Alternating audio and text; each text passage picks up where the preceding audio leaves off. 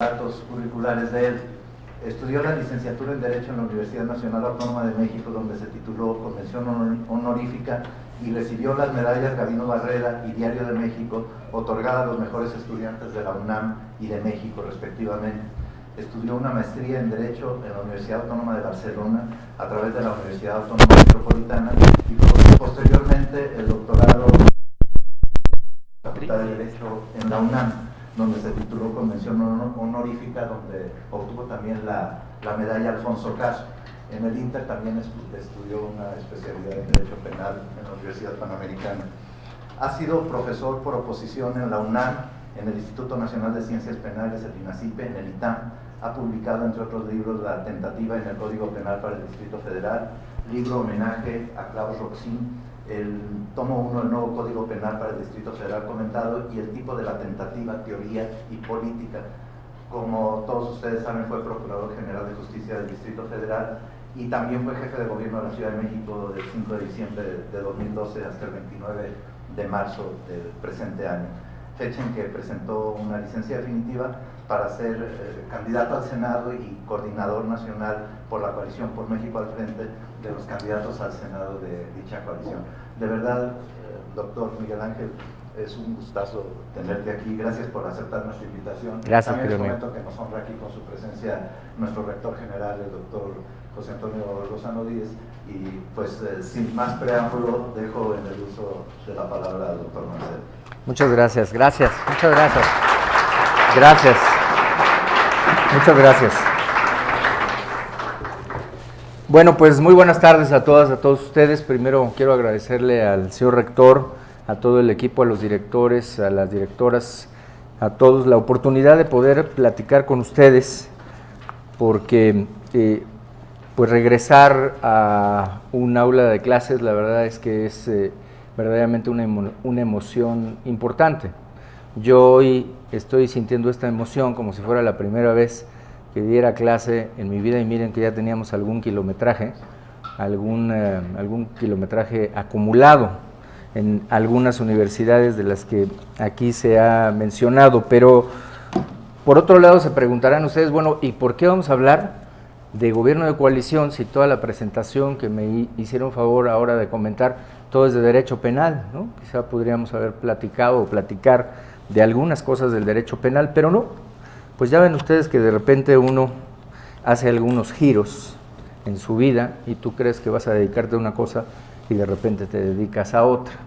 Entonces me interesa muchísimo que ustedes conozcan acerca de este tema y que puedan reflexionar y seguramente podamos comentar algunas cosas acerca de gobierno de coalición. Primero, pues platicarles el porqué de esta reflexión del gobierno de coalición. Estamos hablando, y mucho se dice, que es necesario que haya un cambio de régimen, ¿no? ¿Cuántas veces han escuchado? El régimen está agotado, ya el presidencialismo ya no da más, hay que buscar algo nuevo, hay que cambiar, hay que modificarlo, hay que encontrar una nueva forma en el gobierno de nuestro país. ¿Cuál es el planteamiento que se está haciendo precisamente en torno a este cambio de régimen? ¿Cómo se puede dar? Si nosotros vemos un poquito la historia de todos los acontecimientos de México, pues vamos a darnos cuenta que México como que no tuvo sosiego, ¿no? O sea, estábamos con los aztecas y de repente entramos en un conflicto con los españoles, vino la conquista y luego entramos a otro conflicto para llegar a la independencia, y así vamos viendo la historia y se van a dar cuenta ustedes que México pues no tuvo mucho sosiego y pasamos de tener esas formas de gobierno con los emperadores a tener después formas de gobierno que llegaron hasta dictaduras, diferentes estadios pues de la historia de nuestro país. Y llegamos a un punto en donde, digamos, 1824, la Constitución de 1824, se sientan ya algunas bases de lo que sería el presidencialismo. Una figura, una persona encargada de la conducción del país, de la administración y por supuesto también de las relaciones del país, porque ya veníamos con experiencias previas muy complicadas. Y entonces lo que tenemos es que esta Constitución, desde nuestro punto de vista, marca un presidencialismo, pero un presidencialismo pues que apenas esbozaba algunas características en donde pues se planteaba ya cuál sería la ruta, pero no era todavía rígido, digamos. Me parece que es hasta la Constitución de 17, con Venustiano Carranza, que entonces tenemos un presidencialismo que se vuelve un presidencialismo mucho más fuerte, un presidencialismo sólido, un presidencialismo en donde marca, y miren ustedes la similitud con algunas cosas que pasan muchos años después. Hubo algunas asambleas en las que participaron, como ustedes bien saben, Zapata, donde participaron las personas representantes de Villa en Aguascalientes, que estuvieron hablando de la posibilidad de tener un gobierno parlamentario, cuando menos con algunas implicaciones consistentes en el Congreso. Y entonces se dijo, o la gente de Carranza y Carranza lo que dijeron es no, necesitamos un presidencialismo fuerte, necesitamos retomar las riendas del gobierno y de ahí poder ir hacia adelante. Pero primero consolidamos el presidencialismo. Y entonces es 1917, esta Constitución, la que marca precisamente el avance de un presidencialismo que se volvió tan fuerte que el propio presidente de la República era el que designaba a su sucesor. No había mucho que pensar. Si el presidente te hacía su candidato, pues tú ya tenías seguro el resultado. Prácticamente las elecciones pues eran nada más para hacer algún ejercicio. No había consolidado ni un sistema de partidos, ni un sistema electoral fuerte. Digamos que esa tradición, y miren lo que son las cosas, a Carranza no puede consolidar a quien él hubiera querido que fuera el candidato. Por azares del destino, pues no se dieron así las cosas y bueno, pues se complicó. Pero después esa tradición pues se siguió y más de 70 años estuvo repitiéndose año tras año. Ustedes están muy jóvenes, la gran mayoría, pero a mí me tocó eso. O sea, nosotros, había por ahí quien cantaba, incluso decía, ya para qué tanto cuento si ya sabemos que va a ganar el PRI. Lo escuchabas por todos lados. Todo lo demás pues era como un acompañamiento y no pasaba nada. Bueno, luego se dio que empezó a fortalecerse el sistema de partidos y luego se dio que empezó a haber la posibilidad de una transición. Y ya sabemos que vino la transición. Y esa transición, pues, pasó la oposición a ser gobierno, pero no cambió el régimen presidencial. Eso es lo que quiero que empiecen ustedes a reflexionar. No cambió el régimen presidencial, siguieron las mismas reglas y las mismas luchas, y las luchas que se dan ¿en dónde? Entre el presidente y el Congreso. Porque tú quieres impulsar una política pública y de repente te das cuenta que hay que hacer modificaciones a la ley o modificaciones a la Constitución, que nuestra Constitución vaya que ya tiene algunas modificaciones. Y no puedes hacerlas y entonces pues viene esta frustración. Y entonces encontramos en esta transición pues que no obstante que se da, no se cambia la forma del régimen. Y se sigue hablando de que el régimen está agotado. Bueno, viene la siguiente elección y en la siguiente elección sigue ese mismo partido en el poder y sigue teniendo lo que al final de esta elección sucede. Un presidente que en alguna entrevista dice, el Congreso no me permitió hacer lo que yo quería hacer. Si el Congreso me hubiera ayudado, otra cosa hubiera sido. Oiga, es que usted había dicho que iba a hacer tal o cual. El Congreso no me lo permitió. Y entonces sigue este tema así porque se va dando una especie de transición poco a poco en donde le van dando más facultades al legislativo, pero no acaba de darse el paso de transitar hacia otro régimen. Sigue siendo un régimen presidencial desde nuestro punto de vista. Y entonces, ¿qué es lo que se plantea o qué es lo que estamos hablando?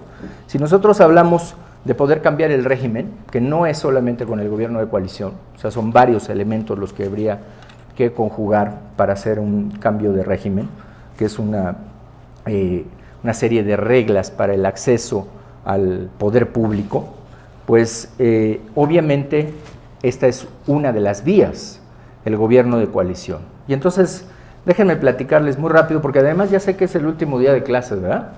A partir de hoy ya se van, ¿y se van de vacaciones?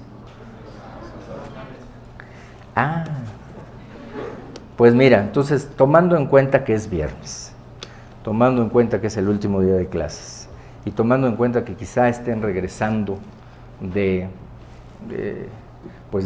comer, entonces vamos a hacer esto más ágil, porque si no va a suceder lo que decía por ahí alguno de mis maestros, Muñoz Conde, que siempre nos decía, mira, si tú hablas más de 20, 25 minutos, hay dos riesgos. El primero es que después de los 20, 25 minutos, quienes te están escuchando ya no te ponen tanta atención, están pensando en otra cosa. Pero el mayor riesgo es que tú ya no sepas lo que estás diciendo. Entonces, como yo no quiero caer en ninguno de los dos, vamos a buscar hacer mucho más ágil esto de gobierno de coalición. ¿Qué es lo que estamos planteando? ¿Saben desde cuándo está la posibilidad de conformar un gobierno de coalición? ¿Alguien nos quisiera decir qué significa esto de gobierno de coalición? ¿Todavía no? ¿No lo tenemos? Entonces va a ser mucho más provechosa la plática que tenemos hoy. Ok. Bueno, gobierno de coalición es la posibilidad de que varias fuerzas políticas puedan participar precisamente en eso, en el ejercicio de un gobierno.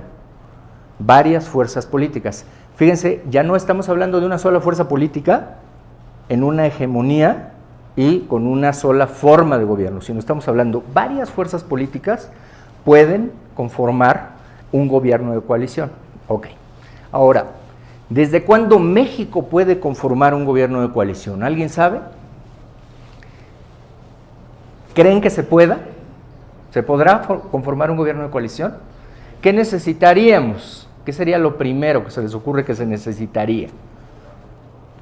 Un fundamento, correcto. Pensamiento jurídico puro, un fundamento, de acuerdo. ¿En dónde tendría que estar ese fundamento? En la Constitución. Vamos bien, totalmente de acuerdo.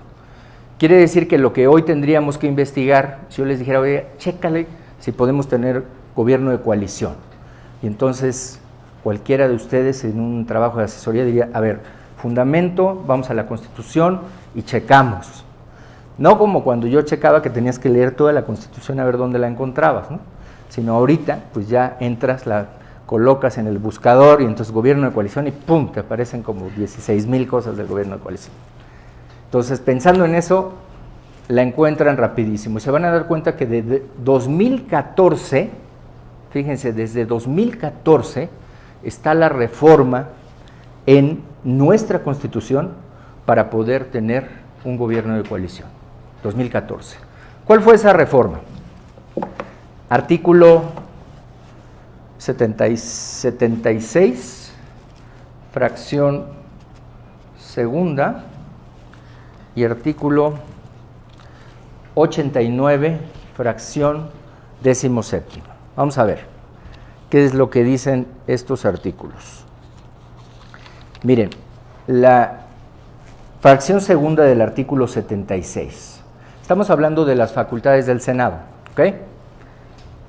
Ratificar los nombramientos, está hablando del presidente de la República, ratificar los nombramientos que el mismo funcionario haga de los secretarios de Estado en caso de que éste opte por un gobierno de coalición, con excepción de los titulares de los ramos de Defensa Nacional y Marina, el secretario responsable del control interno del Ejecutivo Federal, el secretario de Relaciones, de los embajadores y cónsules, etc.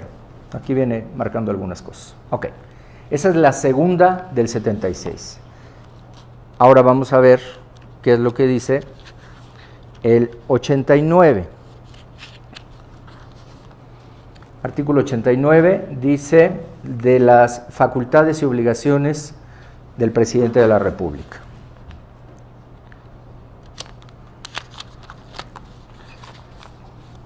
Dice la 17ª, en cualquier momento optar por un gobierno de coalición con uno o varios de los partidos políticos representados en el Congreso de la Unión.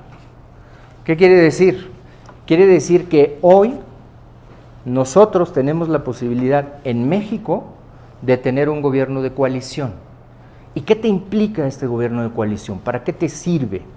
Te sirve para algo que muchos de ustedes seguramente ya están pensando que sería como un régimen semiparlamentario, ¿no? O sea, no pasar a un régimen parlamentario total, pero hablar de un régimen semiparlamentario. Hablar de la posibilidad de que el presidente de la República tenga mayor control, pero tenga mayores controles también. Y que el Senado y la Cámara de Diputados tengan una participación mucho más efectiva, como sucede en otros lugares. Entonces, a partir de esto, lo que diríamos es, ¿cuál es una posibilidad para cambiar el régimen? ¿Hoy tenemos un régimen presidencial? Sí. Hoy tenemos un régimen presidencial que viene desde 1917, consolidándose, siendo fuerte, y que ha perdido algunas, ¿no?, de esas consistencias a través de reformas constitucionales, pero sigue siendo presidencial, porque el presidente tiene la facultad de designar a todo su gabinete y de removerlo libremente, sin ningún problema. Bueno, ¿cómo podemos cambiar esto? Si de tanto nos quejamos y tanto estamos diciendo que ya está agotado y que cambiemos, pues lo podemos cambiar a través de una figura que es gobierno de coalición. Ahora ya sabemos que gobierno de coalición es factible porque está desde 2014 en una reforma constitucional y que lo podemos encontrar en estos dos artículos, 89, fracción 17ª, y 76, fracción segunda. Hasta ahí vamos. Ahora, vamos a ver algunas de las cosas que plantea esto del gobierno de coalición. Primero, déjame... ya alguien me está controlando, ¿eh? ¿Tú, Dani? Gracias. Bueno, ¿qué tenemos aquí? Déjame ver si es la primera. Sí. Es que la otra, déjame regresar a la otra. Ok. Aquí lo que quería plantearles es, 2014, reforma constitucional, ya vimos exactamente de qué se trata. Pues, quiere pasar ya tiene todo el control aquí. 2014, reforma constitucional, fíjate, como si todavía fuera pizarrón, ¿no? Disculparán ustedes, es que es un poco retro para mí todavía el tema. Artículo 89, fracción 17ª. Ya lo habías puesto ahí en la pantalla, ¿verdad? O sea, ustedes ya lo estaban viendo y yo estaba... Fíjate, yo queriendo que ustedes... A ver si alguno se lo sabía y ahí estaba, nada más me estaba dando cuerda solo. Ok. Bueno, ya aquí está la facultad de SEPTA. El gobierno de coalición se regula por convenio y programa de gobierno. Estas dos figuras que están aquí, estas dos, van a ser muy importantes en lo que vamos a platicar para gobierno de coalición. Ustedes lo van a ver. Aquí les dejo un dato nada más. Hoy hay 6 iniciativas de reforma a la Constitución. Ojo, a la Constitución, porque ahorita vamos a ver otras reformas. ¿Por qué? ¿Qué están planteando? 3 de ellas están planteando que sea obligatorio el gobierno de coalición. ¿Se dieron cuenta ustedes de la redacción que está ahí, que dice que el presidente podrá optar? Hasta hoy es una opción del presidente. El presidente lo puede hacer si quiere. Estas reformas, estas 6 iniciativas de reforma que hoy están planteadas en la Constitución y que comenzaron a presentarse a partir de 2015, si no mal recuerdo, después de la reforma de 2014, de lo que están hablando es que sea obligatorio. ¿Obligatorio cuándo? Obligatorio cuando el presidente no tenga mayoría. O sea, cuando el partido que llevó a la presidencia de la República a alguien no tenga mayoría en las cámaras, deberá formar gobierno de coalición. Eso es lo que está planteando estas reformas. ¿Qué se está buscando? Se está buscando asegurar pues que no vas a tener un clima de enfrentamiento en la Cámara. Me parece que no está mal, pues, ¿no? Ok, ahora sí, Dani. Vamos a ver, ¿es aquí? Ok. Aquí te dejo estos datos para que veas tú el presidencialismo que tiene: concentración de poder en el presidente, facultad exclusiva de nombramiento, remoción de integrantes, un gabinete monocolor, generalmente, digamos, en la fuerza misma de su integración, un programa de gobierno, que este programa de gobierno se convierte en un plan nacional de desarrollo, no cuenta con una agenda legislativa apoyada por todo el Congreso, al menos no de entrada ni por la mayoría necesariamente. Él planteará una agenda legislativa, o ella, bueno, en esta elección ya no, nada más él, pero si fuera el caso, o ella, planteará una agenda que verá si es posible que se llegue o no se llegue a ella, a consolidar, ¿de acuerdo? Y hablamos de opacidad aquí. ¿Por qué planteamos opacidad? ¿Por qué decimos que hay opacidad? Mira. Porque los acuerdos y negociaciones del presidente con los dirigentes partidistas son a puerta cerrada.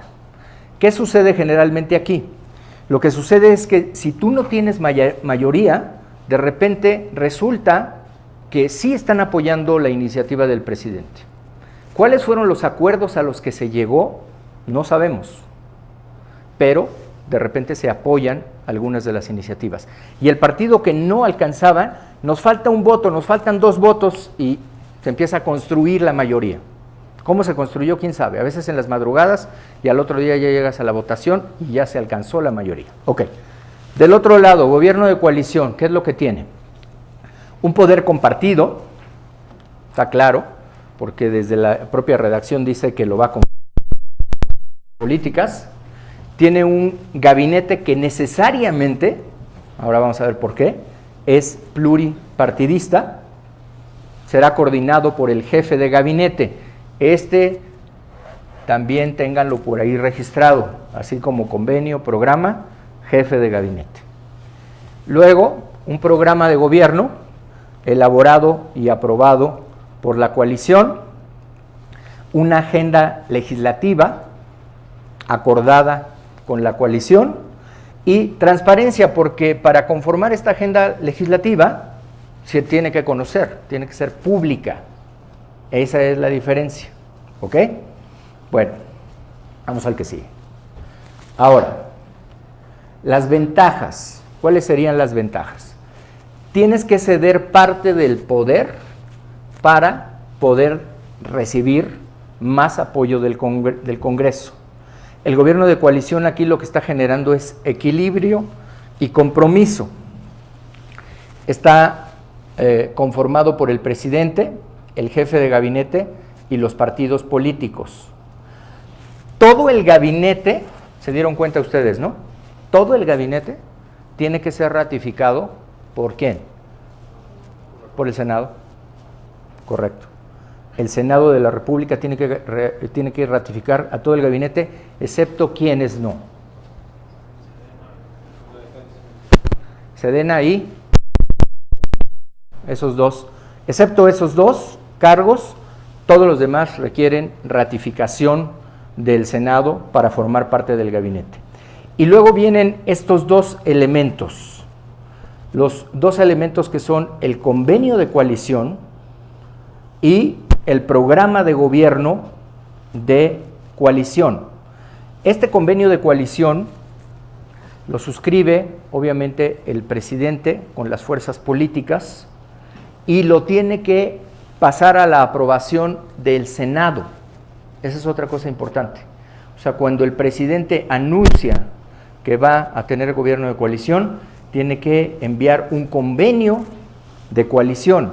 Ese convenio de coalición generalmente, ¿qué tiene? La duración del gobierno de coalición y obviamente los cargos que ahí se va a tener, y la designación del jefe de gabinete.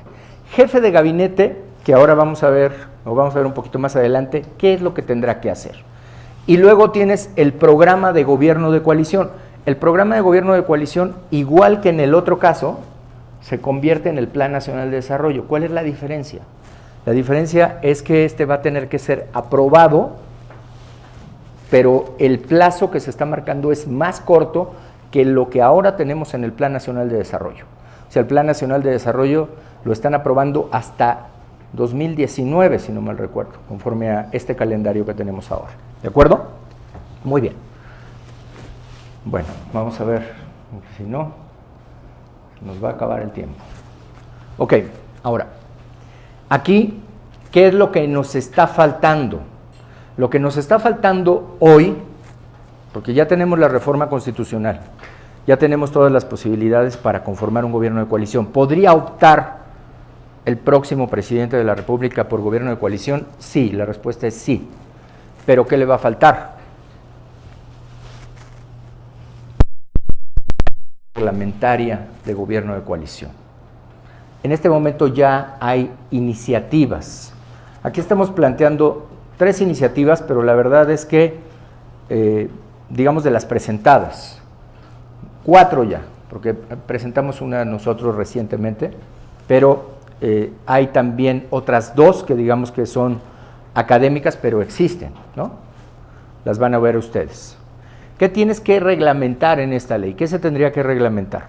El modelo de gobierno de coalición, cómo vamos a manejar el gobierno de coalición, si vas a optar por jefe de gabinete, si vas a optar por jefe de gabinete sin función de gobierno interior, cómo es que se va a interactuar el gobierno de coalición con el Congreso y cuáles van a ser las reglas de unos y otros, atribuciones y responsabilidades de gabinete y del jefe de gabinete, reglas de funcionamiento de gobierno de coalición. Esto es lo que nos haría falta el día de hoy. ¿Se puede hacer? Sería pregunta, ¿ustedes creen que se puede hacer? ¿Daría tiempo o no daría tiempo? A ver, pensemos, sería septiembre, ¿no?, que inicien las tareas legislativas. ¿Y cuándo inicia la presidencial? Entonces, ¿tendrías tiempo para una ley reglamentaria? Yo creo que sí. O sea, yo creo que sí se podría hacer una ley reglamentaria, sobre todo tomando en cuenta que realmente la ley reglamentaria del gobierno de coalición no es algo muy extenso. Hay incluso una iniciativa que tiene 30 artículos. O sea, verdaderamente son reglas sencillas las que se plantean ahí para poder conformar lo que sería un gobierno de coalición. Muy bien. Vamos a la que sigue. Las propuestas que hoy tenemos, esta que dice propuesta es la de nosotros. Perdón, pero también la teníamos que incluir, ¿no? Modestia aparte, pues presentamos una iniciativa. Pero aquí está la de Diego Valadez, del maestro Diego Valadez, Omar Ortega, diputado, Federico Dorin, diputado, Manlio Fabio Beltrones, que tienen una propuesta que parte de la sociedad civil, y el senador Luis Sánchez.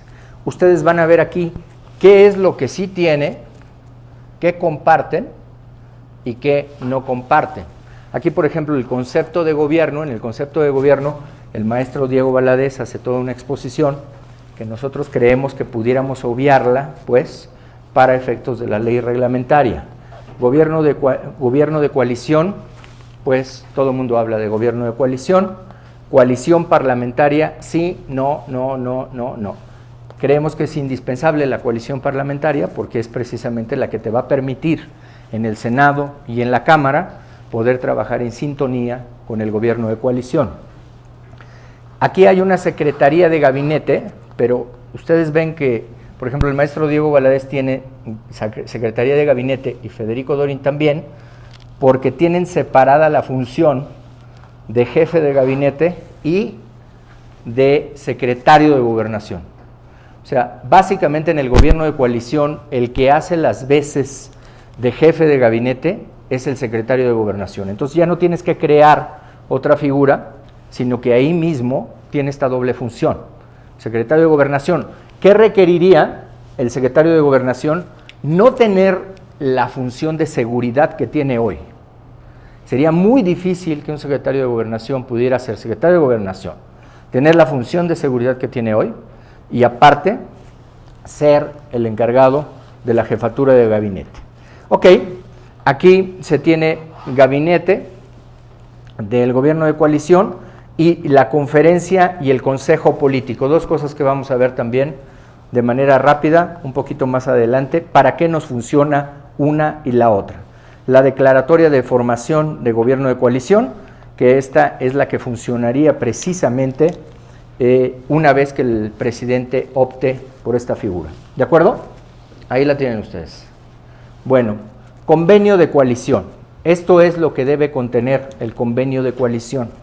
Temporalidad, partidos que conforman la coalición, integración del gabinete, quién va a ser el jefe del gabinete y cómo se va a aprobar y a remover el gabinete. Esto es bien importante, porque la regla, ¿cuál tendría que ser?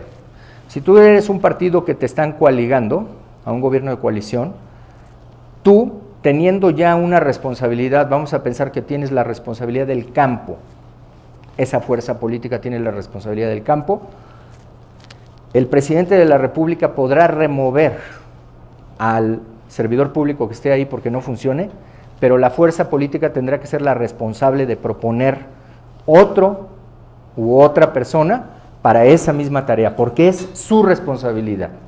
Entonces, lo que no se daría aquí es lo que ha sucedido en otros casos. O sea, primero haces los acuerdos y luego ya empieza la función y luego lo corren y ya cada quien se queda con sus fichas, ¿no? Aquí sería diferente porque vas a la aprobación y remoción del gabinete con estas reglas, acuerdos políticos, causales, de procedimiento y de disolución. ¿Ok? Jefe de gabinete. ¿Qué es lo que va a hacer el jefe de gabinete? De manera muy rápida, el jefe de gabinete es el enlace entre el gobierno y las cámaras. El jefe de gabinete es el que tendrá que estar hablando con la Cámara de Diputados y con la Cámara de Senadores, de manera permanente, rindiendo los informes y dando seguimiento a la agenda legislativa, participando en los debates parlamentarios y, como les había dicho, pues el cargo lo ocupa el secretario de Gobernación, es un cargo que también es ratificado por el Senado de la República. Entonces, esto es lo que tendría que hacer la figura de jefe de gabinete de la que se está hablando ahora. Muy rápido ya. Consejo político. El Consejo político es un órgano de consulta permanente, la conferencia permanente es un órgano de colaboración. Diferencia entre estos dos es que en el Consejo político participa el presidente de la República. Aquí participa el presidente de la República, el jefe de gabinete y los coordinadores de la Cámara de Diputados, de la Cámara de Senadores, más los partidos coaligados. Digamos que este es el órgano más importante. ¿Qué se toman aquí? Aquí se toman decisiones políticas. Aquí se evalúa el convenio de coalición. En la conferencia permanente participa el jefe de gabinete, participan los coordinadores de las cámaras y aquí se toman decisiones que tienen que ver con el programa de gobierno.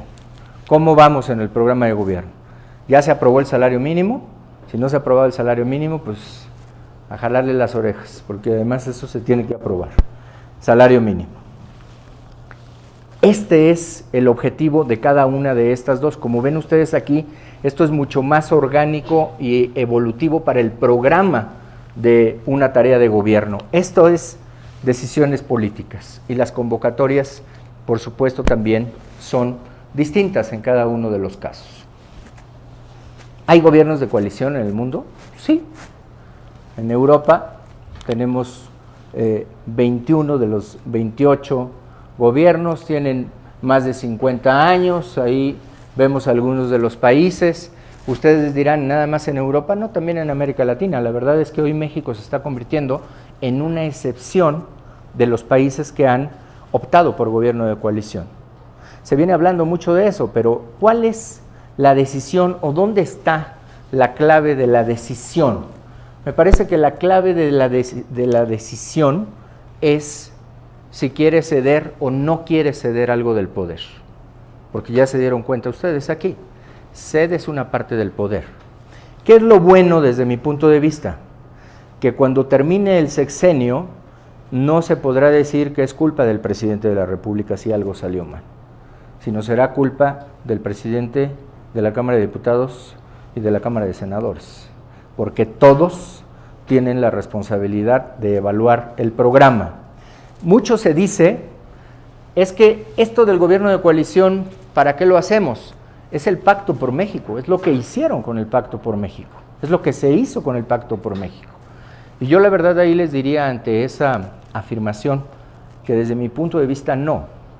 El Pacto por México fue un acuerdo político entre algunas de las fuerzas políticas, quien sería el presidente de la República, y pues yo no sé quién de ustedes se enteró que iba a haber en el Pacto por México, pero se conoció después. Pero además, los compromisos del Pacto por México no fueron responsabilidad de las cámaras porque se fueron haciendo prelaciones distintas a las que se habían acordado, porque fue un acuerdo político. Este es un acuerdo que se da entre dos de los poderes de la Unión. Este es un compromiso público de una agenda legislativa y es un compromiso público de un programa de gobierno.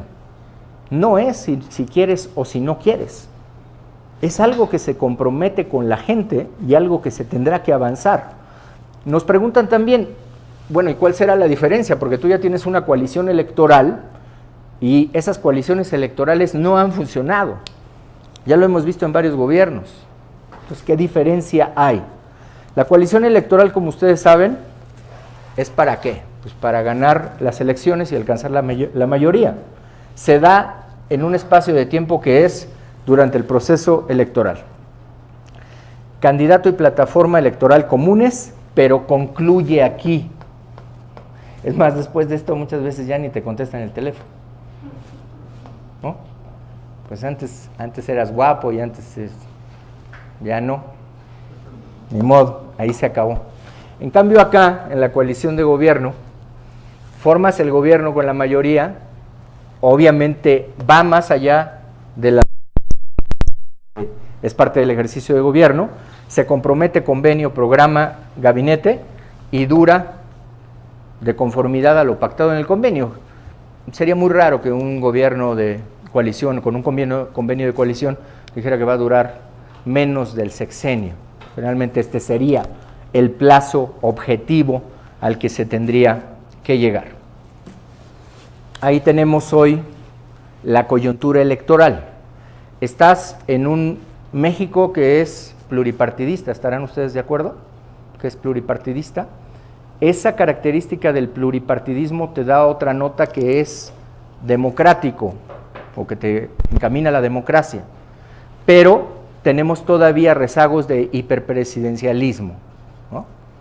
Como traigo temas y tengo términos domingueros el día de hoy. Ahí está. ¿Cómo puedes hacer que esto funcione? ¿Cómo puedes hacer que un pluripartidismo en una república laica, democrática, representativa, funcione? ¿Cómo puedes hacer que no se la coma el hiperpresidencialismo y solo se quede en un enunciado en la propia Constitución? A mí me parece que eso es lo que tendríamos que pensar.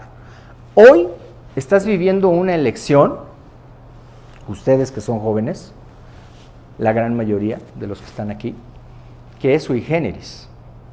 Porque yo les preguntaría, ¿cuál es la competencia? ¿Qué partido contra qué partido está compitiendo?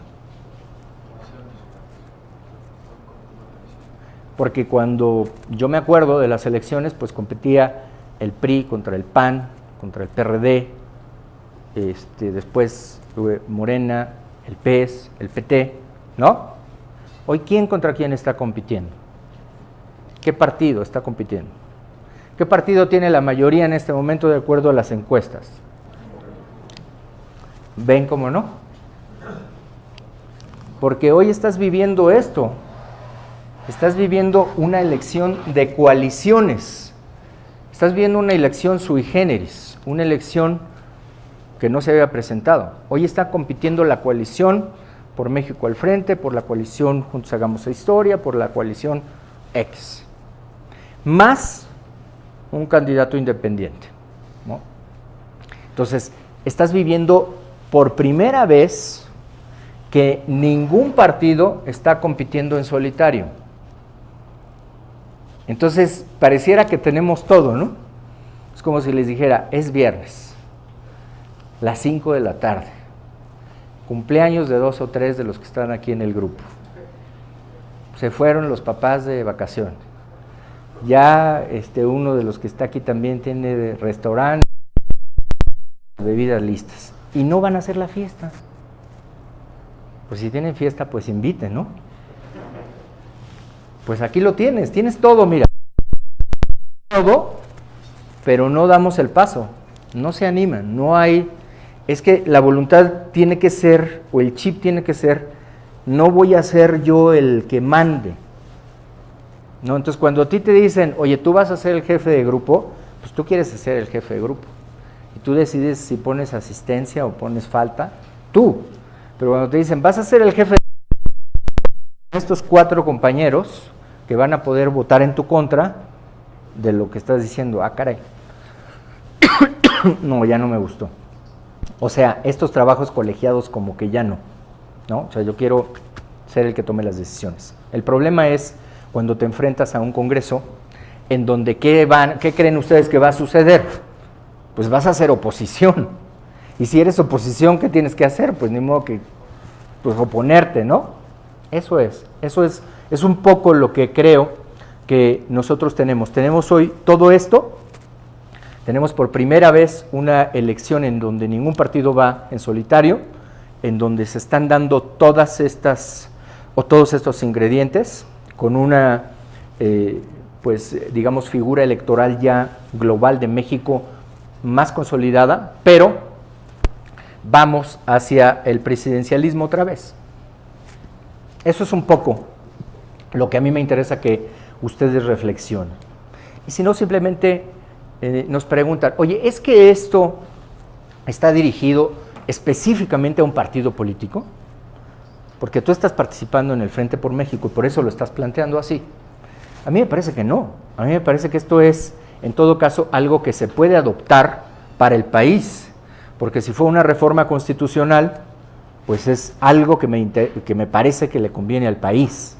Yo creo que ahí la diferencia es eso, es que no se puso que fuera obligatorio para el caso de que no se alcanzaran las mayorías. Ahí es la diferencia, ahí es donde va a estar la diferencia. Pero incluso en la contienda estás participando en coalición, pues lo más lógico es que buscaras formar un gobierno de coalición. No es así. Hoy no está así, hoy no está planteado así, pero bueno, pues veremos finalmente qué es lo que sucede.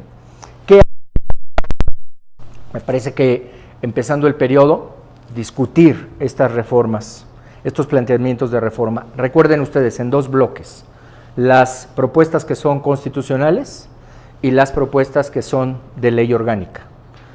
Las 2, porque las 2 son importantes. Discutir primero si esto debe ser optativo o debe ser obligatorio. Quizá por lo avanzado ya de la contienda no se pueda hacer la reforma constitucional. Quizá esa quede para una mejor oportunidad. Pero la otra, la orgánica, me parece que sí se debiera de avanzar. ¿Por qué? ¿Por qué creen ustedes que el presidente dice, yo no quiero un gobierno de coalición? Y decimos, entonces, ¿para qué nos ponemos a trabajar en la ley orgánica? Pues si ni se quiere. ¿Pero por qué sería importante? Yo creo que sería importante porque hay una frase ahí que no se nos debe olvidar que dice, si en algún momento el presidente se da cuenta que no puede definitivamente conformar mayorías, pues tendrá que optar por un gobierno de coalición. Nosotros en la Asamblea Legislativa, aquí en el gobierno de la Ciudad de México, prácticamente teníamos una coalición. Si no, no hubiera avanzado ninguna de las leyes que se tenían ahí, porque no se tenía la mayoría. Entonces, había una coalición de facto. Hoy la Ciudad de México, como todos ustedes saben, tiene ya por primera vez constitución, y en esa constitución se habla de gobierno de coalición. De hecho, ya hay firmado un gobierno de coalición en alguna de las candidaturas. Entonces, a mí me parece que de esto vamos a escuchar cada vez más y se va a conocer cada vez más. No hay mucho escrito, no hay mucho escrito. Está el maestro Diego Valadez, están quienes no están de acuerdo con el gobierno de coalición, hay un profesor de la Ibero, el profesor Miguel Eraña, que no está de acuerdo, hay algunos otros que están planteando ya esta necesidad también del gobierno de coalición, y a mí me parece, a mí en lo personal, me parece que sería un ejercicio interesante, diferente. Si tú quieres bien, pues tienes que hacer algo diferente, porque si lo sigues haciendo igual, vamos al mismo, casi te podrías decir, vas a llegar a ser el presidente, vas a tener oposición, vas a tener que gobernar pues a puro decreto, porque de otra manera no vas a poder, con leyes no vas a poder, entonces tendrías que gobernar con decretos, ¿sí? Si esa es tu opción, está bien, pero qué diferencia sería que tuvieras, incluso en la corresponsabilidad del ejercicio de gobierno, el respaldo del Senado y el respaldo de la Cámara de Diputados. Yo creo que cambia el escenario para México, porque ya le toca al país, creo yo, un clima de avance. Si nosotros logramos dar un clima de avance envuelto en el conflicto, creo que puede ser muy diferente. Entonces, pues no me pasa a los directivos, porque estamos prácticamente en una hora. Yo no quería hablar una hora, la verdad hubiera querido platicar más con ustedes, pero pues así se dio la explicación. Pasar a la etapa de preguntas y evasivas en el momento que usted quiera, querido director. No, muchas gracias, Miguel Ángel. Muchas gracias por su tiempo. Muchas gracias. Muchas gracias.